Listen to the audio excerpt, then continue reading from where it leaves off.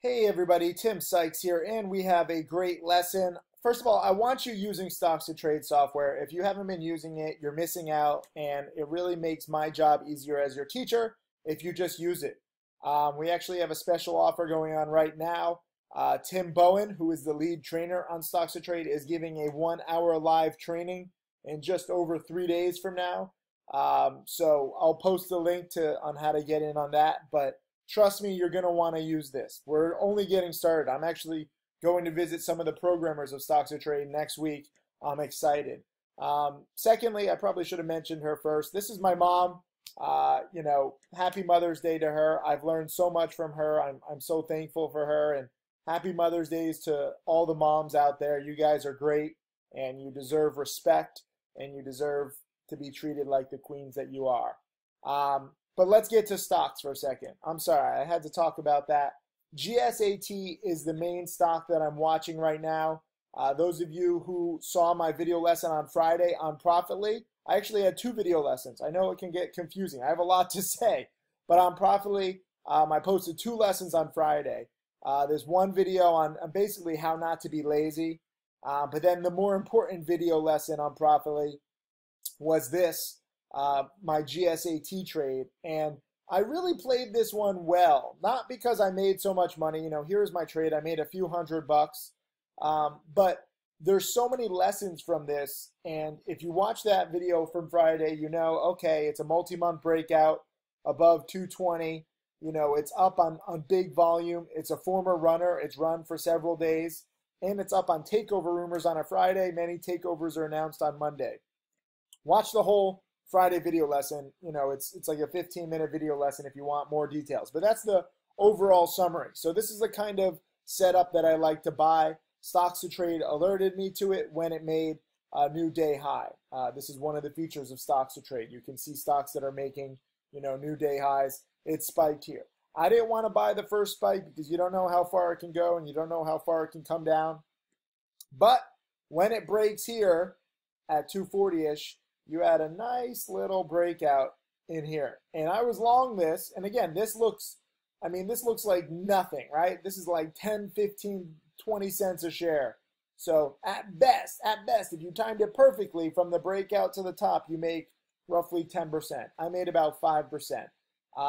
But what you can learn from here is that, okay, it's spiking on a Friday afternoon because of a short squeeze. Because, there are a lot of people betting against this company. They don't think that it's going to get taken over. But you have to be careful, now that these rumors are out, especially when they're floated by Bloomberg, so it's a pretty reputable source. It could happen on Monday. And for all we know, this stock will get taken over and it'll be in the 3s or the 4s on Monday. I specifically said in this video lesson, which is timestamped from, Friday, and I filmed this before the market closed. I had problems uploading it, so it got posted like right when the market closed. But I was specifically saying I don't want to hold this over the weekend, and it was hanging around the 250s. I was only up, like 10, 15 cents a share, so most people are like, come on, Tim, hold. And I don't want to do that with a takeover rumor play, because even though, it could get taken over, what if someone from the company says, hey, these takeover rumors are BS? Takeover rumors are a very inexact science. How did they, leak? Well, somebody probably for the company or somebody, who works for the bankers that the company hired leaked it because they want the company and the stock to be, quote, in play so that the stock goes higher and the shorts get squeezed. And so this really works on a Friday afternoon because a lot of shorts are just like, I don't want to risk it over the weekend. Let me just cover. And when shorts cover their position, that creates this kind of squeeze. At the same time, though, when I was making the video lesson, and unbeknownst to me, because I was focused on making the video lesson, and it's tough to stay on top of news and everything when you're making these videos. Right now I'm making this on the weekend, so there's nothing happening. But I was making a live video Friday afternoon, and the stock was really spiking right in here. If you watch the video, you can see it spiked from like 250 to 259. And there was a nice little volume spike here. And what caused this? Well, somebody on CNBC was talking about it. And for me, that is always a sell signal. CNBC historically has been right 35 to 40% of the time. Their bald-headed mascot all the way down. Pretty much everybody is right 35 to 40% of the time. If you look at a lot of studies that like Barron's and MarketWatch have done. So normally you don't want to follow somebody who's right 35 or 40% of the time. You don't want to follow anybody, but you definitely want to try to bet against people who are, not even right as much as a coin toss. CNBC has made a huge business out of dressing up entertainment as, useful news, when in fact it's purely just entertainment. But that's why their, viewers and ratings are at pretty much multi-decade lows, because their viewers don't make money. And this is a prime example. When CNBC mentions it, all their stupid CNBC viewers who don't know that they're right only 35, 40% of the time, start buying, okay? And the stock spikes. And this is a great sell signal. And actually, when I sold it, I did sell near the day high. And I didn't get all my goals, but I said halfway to my goals. And now CNBC now talking about the takeover rumors. This is best case scenario on a Friday afternoon video lesson coming, but I'm taking my profits here as this is not a volatile stock and CNBC sucks so bad they're probably wrong.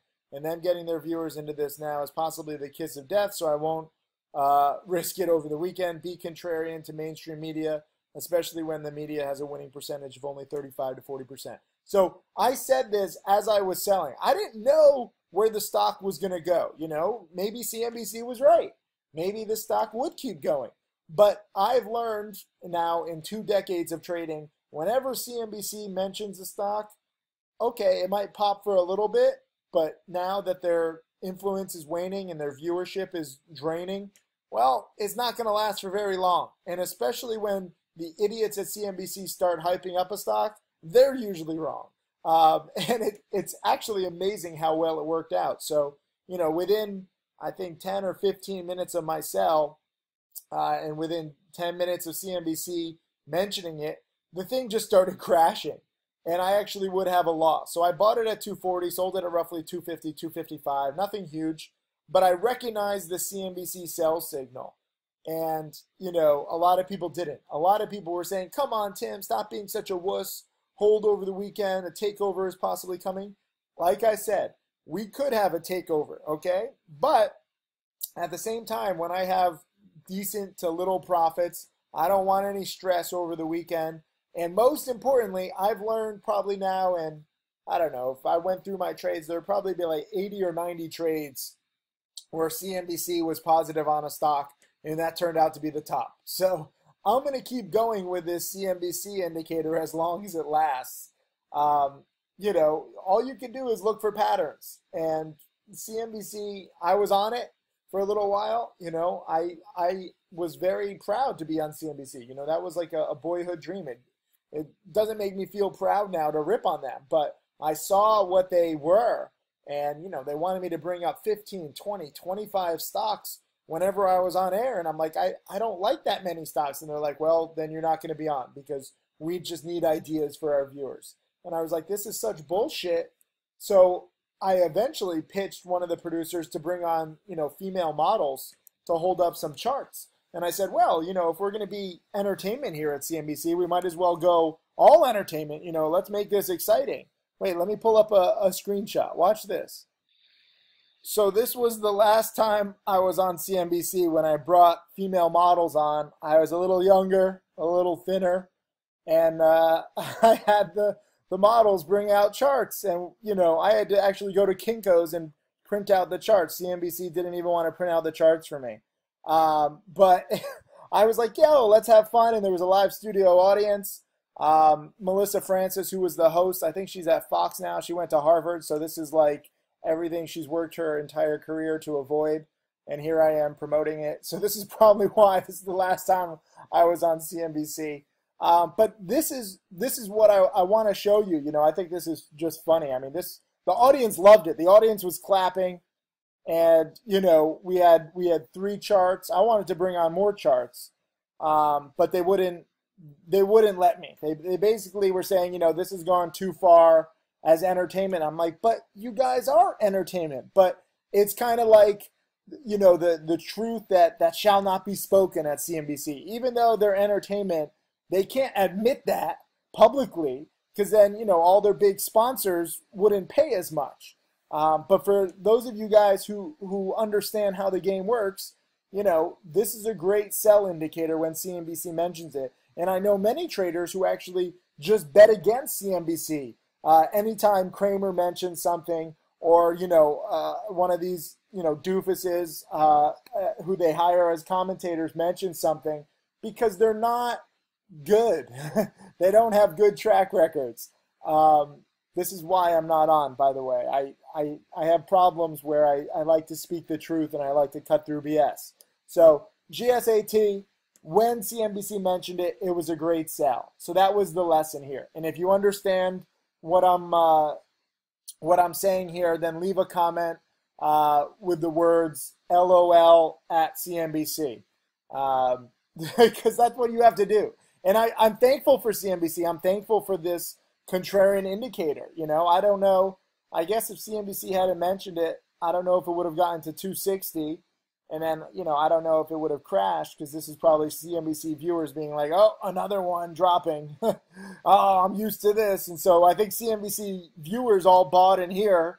And then they realized, wait a minute, you know, we're probably wrong again. So let me just cut losses. So I don't know what's going to happen here, but I do know that CNBC is a great contrarian to go against. So again, if you understand what I'm saying, not to be mean and not to be like CNBC should be off the air, I'm thankful. I'm grateful for these doofuses. I'm grateful for that bald-headed mascot. Without them, you know, there wouldn't be as much volatility to bet against. So thank you, guys.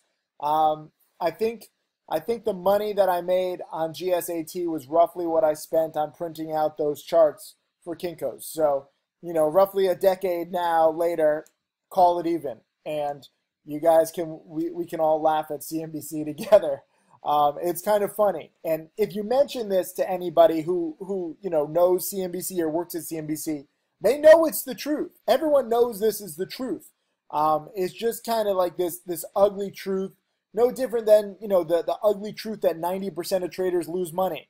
And if you walk into like an E-Trade office and you say, hey, 9 out of 10 of you fucking idiots are losing money, don't be so happy. Stop pretending.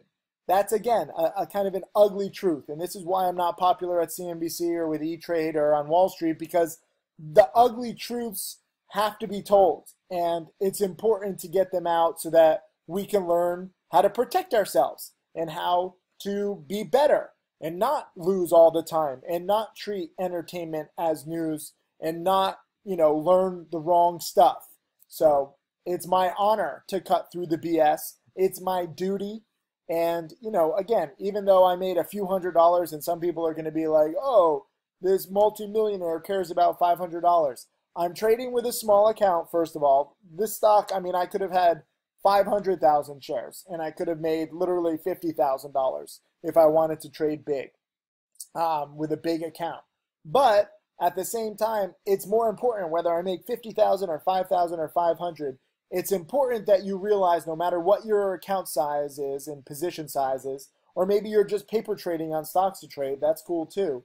No matter what, you understand that CNBC is a contrarian indicator. And this is why the ratings are at, you know, all-time lows or near all-time lows. And this is why you have to recognize that. It's an important lesson because I'm getting a lot of confused students being like, Tim, this looks like a great setup going into the close on Friday. You know, CNBC takeover, multi-month breakout. Why are you selling? This is why I'm selling. If CNBC hadn't mentioned it, I probably still would have sold because I don't want to necessarily risk this kind of a play overnight. I'm in it for a late Friday short squeeze, which worked. I'm proud of several of you guys who got in on the dip here at 210 and really on the multi-month breakout at 220. So my entry at 240 was not that good. You know, if you scroll back and you look at where resistance is on the chart, I mean, here 3 months it's 205, but if we go back 6 months, the breakout is really right here at 220. So if you're buying this on the dip, you know, around 220, maybe not on the first dip, not right here, but when it breaks this level right here, 220, 225, I mean, this is the great entry.